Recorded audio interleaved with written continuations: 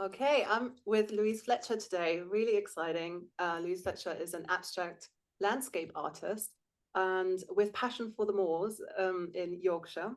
She's also a podcast co-host and she runs programs, one in particular, which is called Find Your Joy program, and also has a community of artists. Her art is so colorful and so vibrant, so much full of energy. When I came onto your page, Louise, I was just instantly hooked on it. Oh, good. Thank you. Yeah, I love it. It's so playful and yeah, so I'm excited to have you here on the show. Thank you so much for coming. Well, thank you for inviting me. I'm happy to be here. It's my pleasure. So Louise, how did your art journey start for you? Well, it's a bit of a funny art journey because it started from being a child, always drawing, always wanting to paint. I didn't have paints, but drawing, always creating. And then as a young woman, I left the UK where I live and moved to the US. Well, Canada first and then the US, and got a job and got married and just forgot about art. I was in that generation of people who, unless you were from an arty family, art did not seem like an option. Nobody in my family was serious about art. So it never even occurred to me to continue. And somehow in moving away from home as well, I think I lost some kind of connection to part of myself because that creative side just went. Occasionally I would take a class or something, but then I would drop it again. And I moved back here after 26 years away in 2012. So I've been back just 11 years now. And as soon as I moved home, that's when the urge to create came back, just barreled in on me. And I started, so I really say it was 2012 when I had another business which wasn't art related. That's what I earned my living from. And I just at first drew in the evenings and then started to paint, and finally got serious about it in about 2018 and started to take classes. And really, I don't have any formal art education, so I took classes with some really nice teachers online and learned a lot. And somehow in the process of that, discovered that I actually loved sharing what I was learning. And so almost at the same time as I became a full-time artist, I became a teacher. The two things kind of went hand in hand because people kept saying, oh, you should teach. Will you do a class? We'd like to take it. And so it just all kind of happened organically. And by 2019, beginning of 2020, I had gone full-time completely with my art and given up the other business.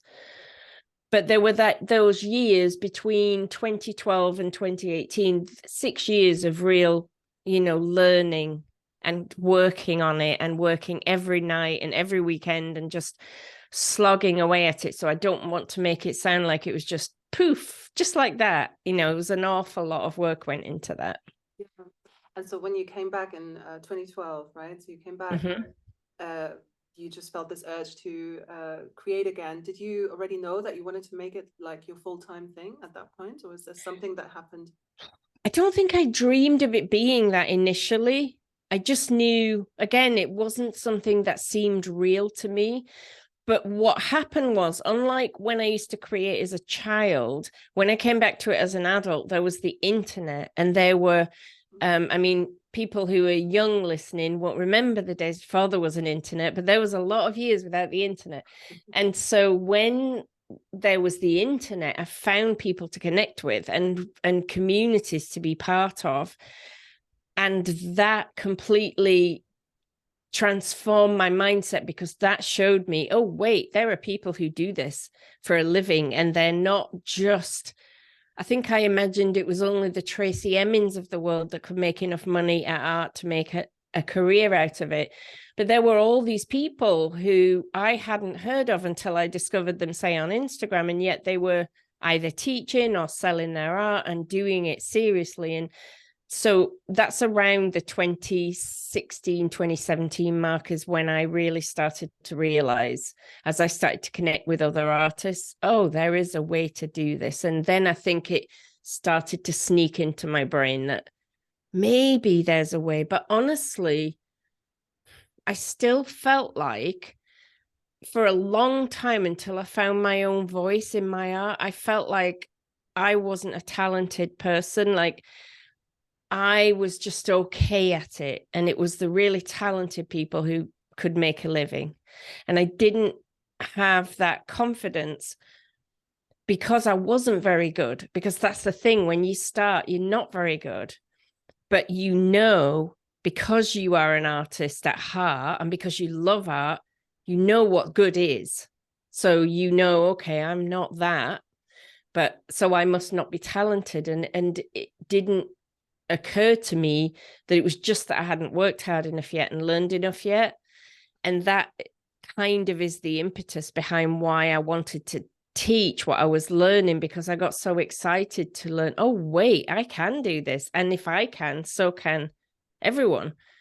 But you've just got to help people get past that spot I was in of feeling like, well, it's not for me, it's for other people, but not me.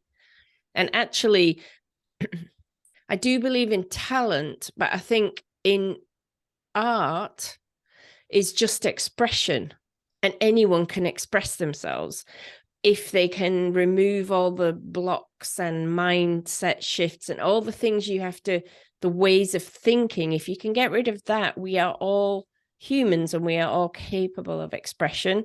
So I now know that anyone can do what I've done, even though I know that some people who listen might not believe it's true. I know it's true. Right. Yes. It's amazing when you experience it firsthand, of course, like the lifelong mindset about, oh, I can't do this, the others can, and then you go through it yourself and you have made it to have experience. And what do you feel was the biggest sort of moment for you when you let go of that thought, perhaps others can't, and I don't know, others can and I can't? Yeah, that's interesting. Was there a moment? I'm trying to think. I don't know if there was one moment, but I think there were a series of, I think what happens, well, certainly what happened for me is you cross these little milestones. One milestone I remember was I had 2 paintings in a group show, and the group exhibition was in a gallery where I also attended life drawing lessons every Tuesday night or something. So I arrived for life drawing class and saw a red dot on one of my paintings. And I was just floored. And I went home and rang everyone I know and said, did you buy my painting? Because I thought it was a friend or, my mum or something. And only when everyone said, no, it wasn't me, then I could celebrate, which is a bit daft, really. But for some reason, it had to be a stranger. I remember that as a really big moment, but it wasn't a moment that made me think, oh, I can now make a living at this. It was more just a little step. And then there was I had an exhibition in a very small gallery, just one tiny room, but it was all my paintings for 2 weeks. And that felt like another step because they gave me their space and, let me put my paintings up. And teaching was a big confidence booster, though. I think that, as I say, came about because people were asking me. I'm always quite a leader in anything I'm in. I can't help it. So I was commenting a lot in a Facebook group I was in, and that's where people were asking, I wish you would teach because you explain it really well. And eventually I did a little experiment where I said, right, I've got an idea for a course, which was all about shifting mindsets and blocks and understanding that you have talent. But I said it's really cheap and it's a test. So I'm just going to do it really cheaply. And anyone who wants to can come along and kind of help me create it, because I didn't really know what it was going to consist of. And that there were about 30 people, which was amazing to me. And it went well. And that might have been the moment when I definitely thought, right, combining teaching sales and painting sales, I think I'm going to be able to do this. But I think I thought at some point in the future, But actually, it was the next time I ran the course about 6 months later, it was such a big success that I had made enough money to live on for that year. That was mind-blowing, because I've always struggled a bit financially, always just had enough to keep everything going, but no savings.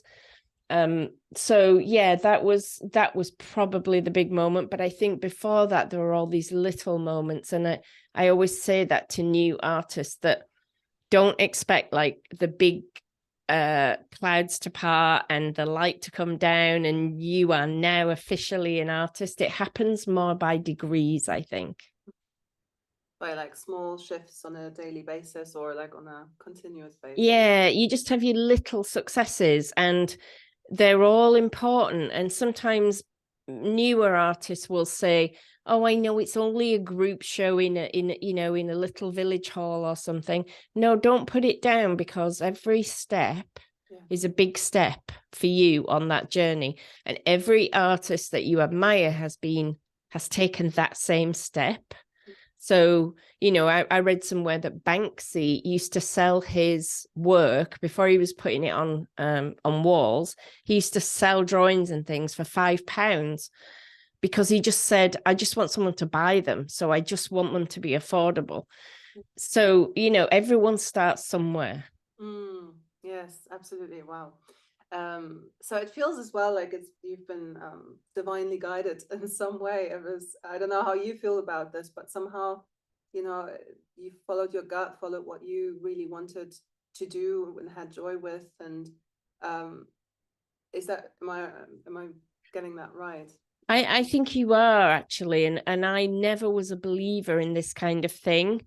And a few years ago, when I'd had the idea, when I'd started to paint seriously and taken these lessons and things, I did actually meet an energy worker, and I'm going to give her a shout out. Her name is Georgina Noel, and she's amazing. And Georgina helped me do some kind of mindset clearing, I suppose is the best way to describe it. I was very fixed on the idea that this was not possible for me. And she was just as determined that I would realize it was. And after we did a little bit of work together, she kept saying, the way she described it is, when you have a problem, if you keep staring at the problem, there's no way the solution can make itself known to you, because you're just staring over here and the solution's over here. So you are staring at the problem. You keep telling me why you're stuck. And then whenever you do that, the solution won't come in. And she managed to get my mind away from chewing over, how can I possibly do this? Because I didn't like what I was doing for a living. And once I took my mind off that, the idea for the course genuinely was like a download into my brain, as if you just went to the internet and pulled it down. And I was thinking, okay, where have I got this from? Did somebody else do this? Because it's really good. So it did feel like that. And I knew, I don't often have that feeling, but I had this feeling, I just know this will be a success. And I told a couple of friends what I was going to do, and they were like, no, do you think it's going to work? Or, how people are, oh, don't be upset if people don't sign up. Right. And I was so confident inside. I was like, no, I know this is right. So I do think there is something when we find what we're meant to do, and it took me a long time to find it, but when we find it, we just know. We don't have to try. We don't have to, we have to work, but we don't have to force it or problem solve it or keep going over and over it. And it's the same with painting. If I try and do something that's not really me, I will be constantly thinking, struggling, trying to make it work. If I just relax and be me, it will come out without being forced, and the paintings will appear. And I do both. Sometimes I push and I get stuck and then I realize, oh, I've done it again. I need to relax, step back, have a rest. So I do think that's true for all of us, that there are things we are really good at naturally, but we don't always find our way to them. And when we do find them, everything gets much easier. Right. Yes. So in terms of that, the alignment that you have with yourself, and you feel like everything's going freely when you don't push. Do you feel that the sometimes pushing helps you to find different aspects of your own flow as well, or do you feel it's something that you notice and then you're like, okay, I won't do this anymore, or does it also add or feed something into your own? So far for me, and I'm always wary of answering questions about our art process because it changes so often. But at the moment, for me, I haven't found a way to make it work for me. So it's actually happening to me at the moment. I started a series of new work. I made 6 paintings really quite quickly that I absolutely love and that are a bit of a shift for me. And I was really excited, like, right, I'm onto something now. I'm going to make more. And the first ones were a surprise. They came out of the process that I've developed. But I think what happens is I get the idea in my head, yes, make more like that. And then that is, I should know by now, as soon as I think that, that's a recipe for disaster, because you can't make replicas of something you've already done. And in trying to make something kind of like that, but different, I just tangle myself up. I know people can do that. I know lots of people can produce many versions of something similar, but I don't seem able to. And so I have to catch myself, and I have to go right back to the beginning, because if I don't, I'll just, we have a word in England, faff around. I'll just faff, which means like fiddle around the edges. I'll keep trying. And it happened to me where I got this painting to a certain point where it was okay, but I knew it wasn't anything like what I want. But it was okay. But I have to say, right, okay is not good enough. And I have to actually destroy that, like do something so drastic on it that I can't save it from what it was. And that's what I mean by start again. Let the process lead the way again. And when I get too much in my own head, I find I need to take a few days away from painting and then come back to it, and almost treat those, I work on wood panels, so almost treat the panels as if I haven't put anything on them. Just start again, just forget what's there. But I'm sure that's not the most efficient way to work, and I'm sure other people do better than me, but that is what I have to do.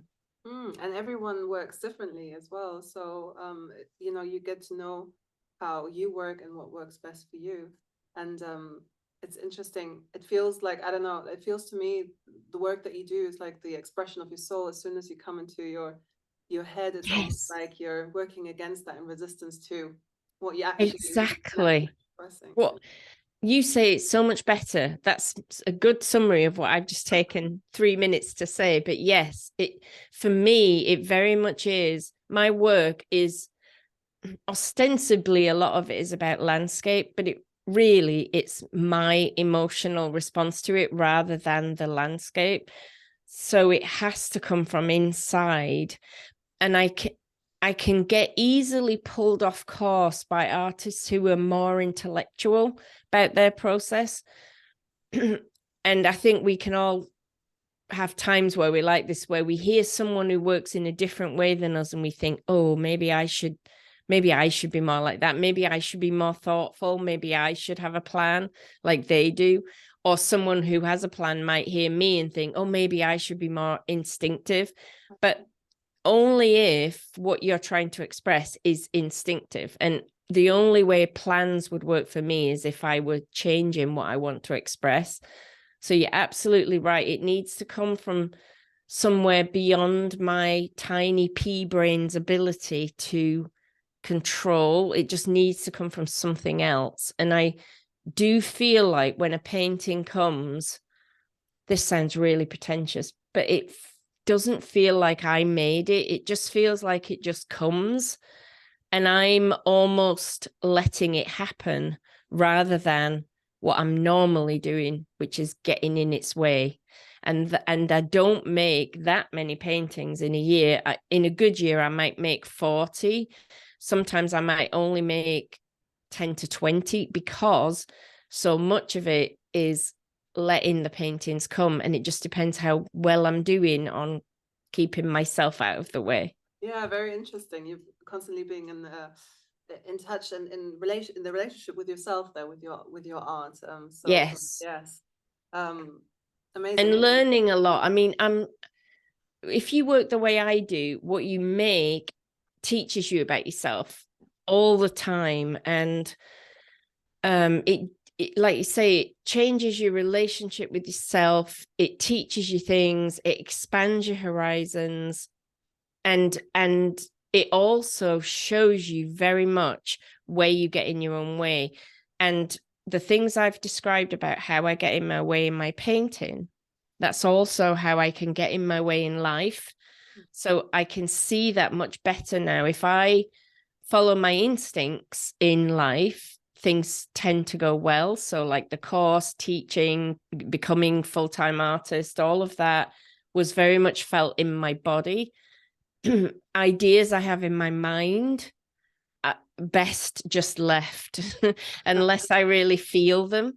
So I've learned that later in life, and I've learned it from my art. Like, because I one day just thought, if I keep doing this in my art, getting all in my head and getting what I call thinky about things, I wonder if I do that in my life.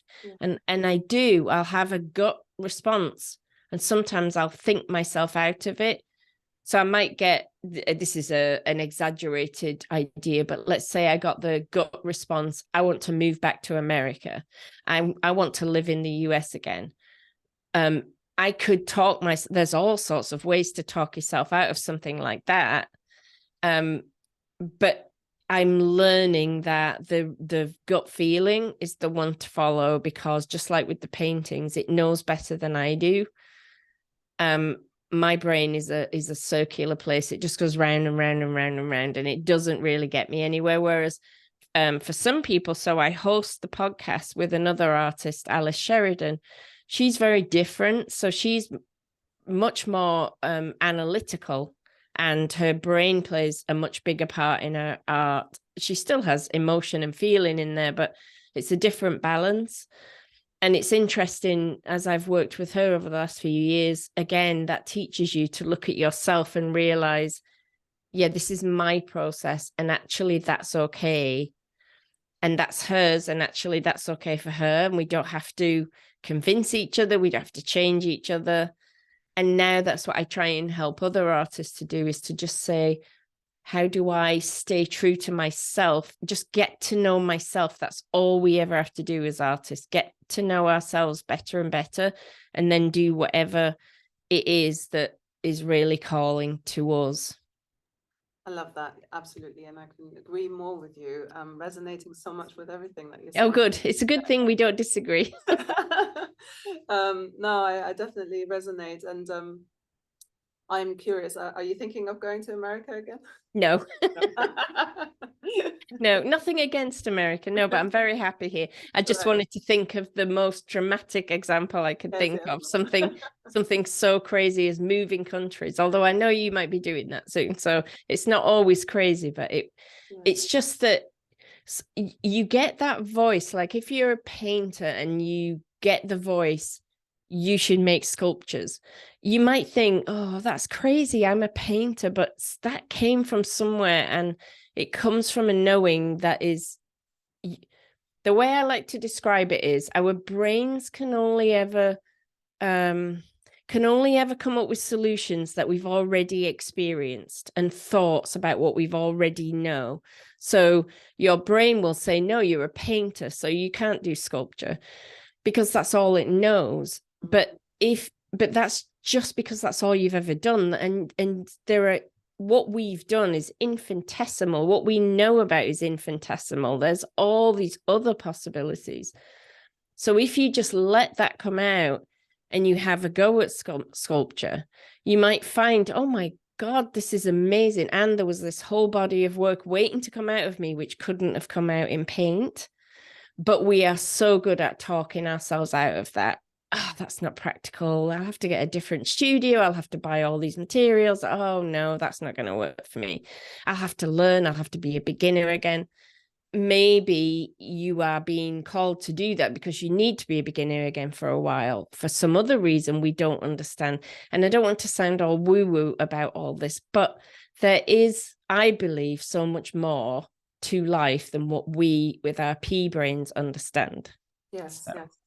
No, absolutely. And there are so many amazing things to what you just said about like how art really taught you all of that, the differences between actually, you know, recognizing what's my mind's chatter and what is my gut feeling, and to get to know that about yourself through your art, which is always amazing.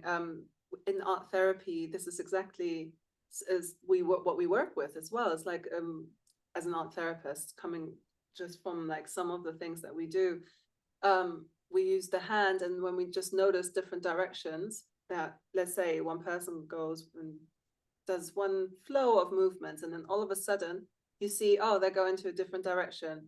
We can ask, did you have, what happened there? And then it's mostly like they thought of something that they should be doing. They went against what their gut was saying, like being in flow. Yeah. They all of a sudden, oh no, actually, I think I should be probably doing like that, and being more trying to portray something, or whatever they thought they should be doing. And you can really see that in the physiology and the changes of what they're creating in the painting. And then all of a sudden they don't resonate with the painting anymore. You can feel that in the energy. But Yeah.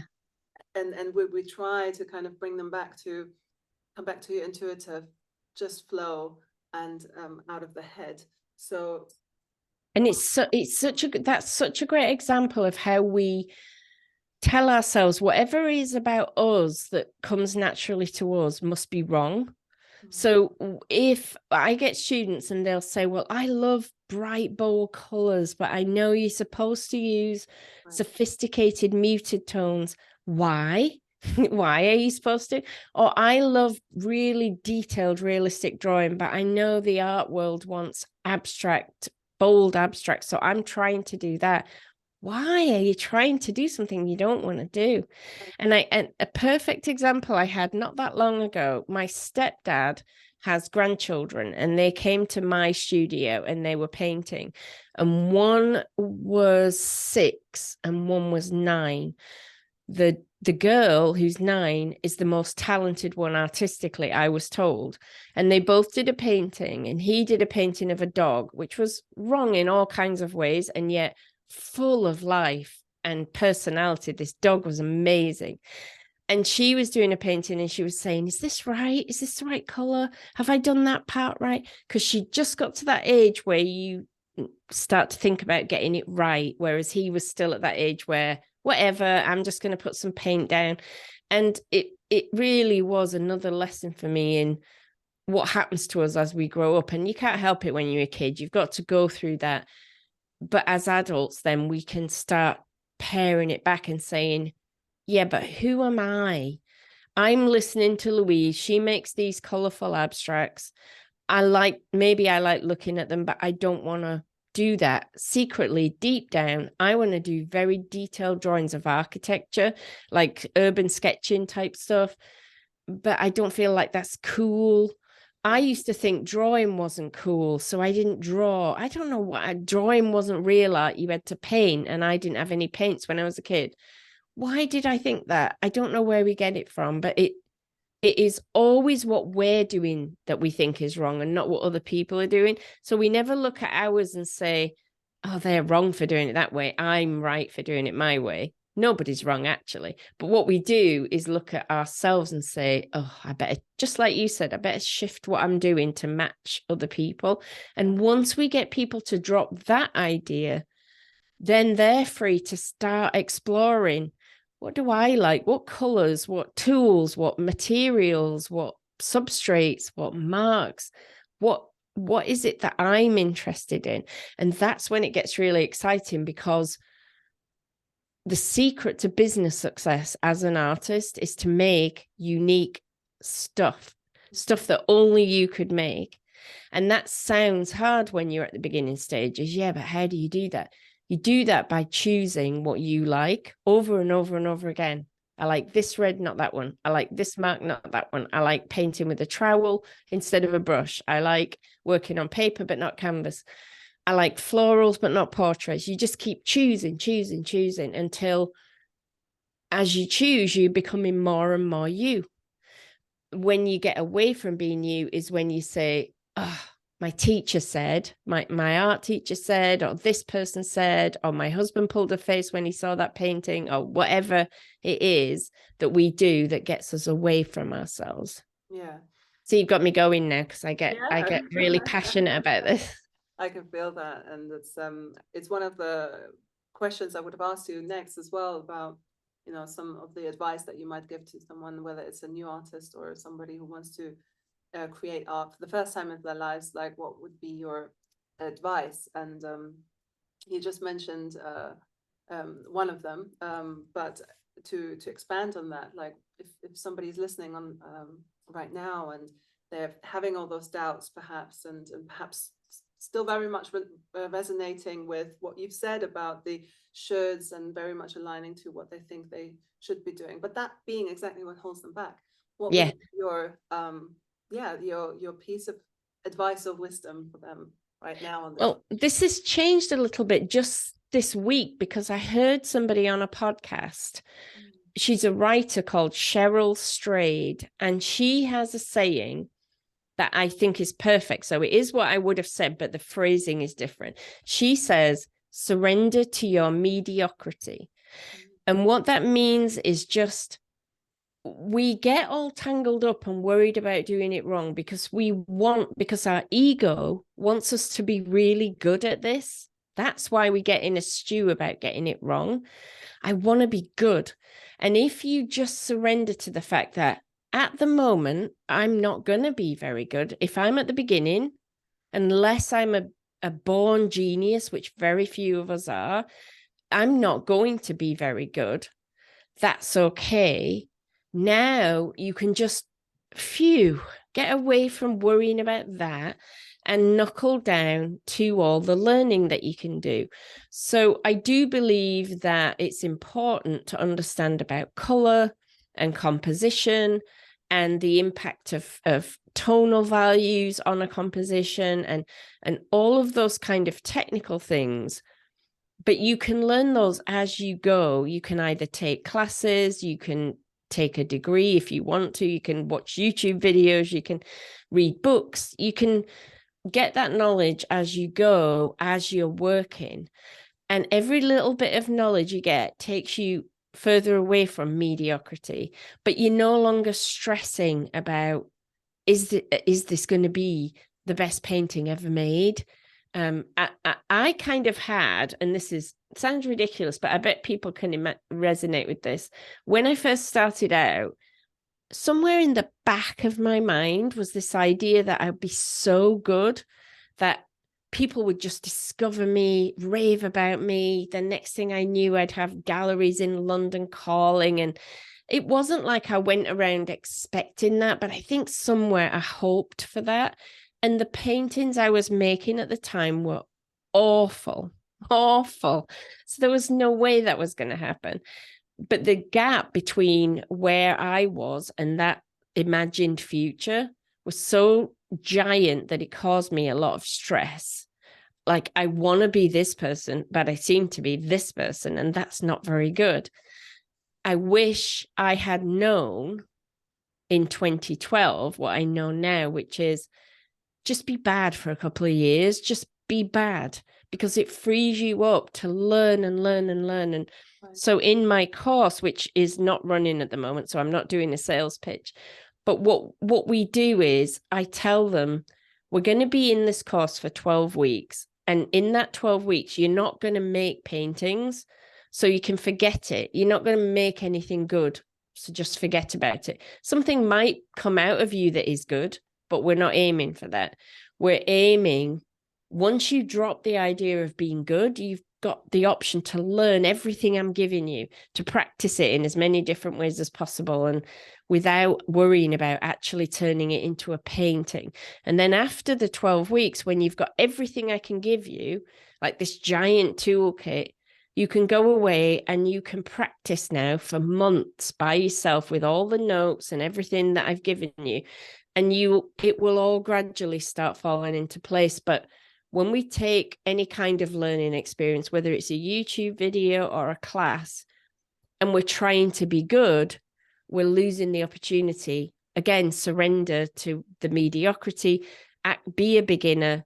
I do that when I go on anyone's courses or if I go on a workshop in person. Just be someone who knows nothing and just let them show me from the beginning, learn everything I can from them, and then bring it back and see which parts of it I want to use. And then I can try and be good later. In fact, I don't think you should ever try and be good because I never think it works out. Right. But I think the more, and the other thing I would say, which is kind of related, is the more interested you are in the process of making work for the sake of making work, the more the paintings arrive. They just pop out. It's almost like the paintings are a byproduct of the process of creating, rather than I am creating to make paintings. I make a lot more work when I'm in that fascinated by the process mode than when I'm in the trying to produce paintings mode. Yeah, I totally relate to that. Yeah. No, this is wonderful advice. Actually, we can translate that to not just to art. You can translate that to people doing jobs that perhaps don't really align to them. Perhaps people listening right now who think they're not creative. It aligns to everyone, really, like meeting yourself where you are instead of going a journey by a vision of what we think we should be. So I love that. I love that you mentioned that, and the part for artists to actually this surrender to your mediocrity. I think that's amazing. Yeah. You meet yourself where you are right now, so you can grow that instead of working on something that's not here but somewhere else. And yeah. And if I expect to be mediocre and then I make something I like, that's a nice surprise now. You know, when I get a nice painting, to me, it's a nice surprise. Like, oh, look, that worked out well. Whereas if I go into my studio expecting, right, today I'm going to make a masterpiece, whatever comes out is going to be disappointing and it's never going to work. So we have to play tricks on ourselves, I think, because we all have these thoughts and we all have these struggles, and we just have to kind of trick our mind into shutting up for a while so we can get on with it. Yeah, beautiful. And it's a great reminder for myself as well, because it happened to me so often as well. So yeah, thank you so much for that, for everything. Before we finish, just wanting to ask you, is there where you can send everyone that's listening right now, and any particular projects that you want to share with the audience today? I do teach a course, but that isn't happening until September, and that we're recording this in, what is it, just right at the beginning of March. So, but I do run an online community for artists, and that is a very low subscription cost website that people can come and join, where I share all my practice with everybody. We have a great community. We get lots of member content. Studio visits, painting demos, artist interviews. It's amazing. And that's called Art Tribe. You can find that on my website. And you can also find all the free things that I offer. If you just go to louisefletcherart.com, and there is a tab on the menu that says Learn with Me. And under that tab is everything that I have on offer for artists. That includes my podcast, Art Juice. It includes some free mini courses. And it includes the links to my YouTube channel, which is quite active, and a link to Art Tribe, and you can join Art Tribe for 30 days without even paying. So come on, it's a no-brainer. And if you don't like it, you can just leave again. But you can, for that 30 days, just have a really good look around and watch everything and see if you like it there.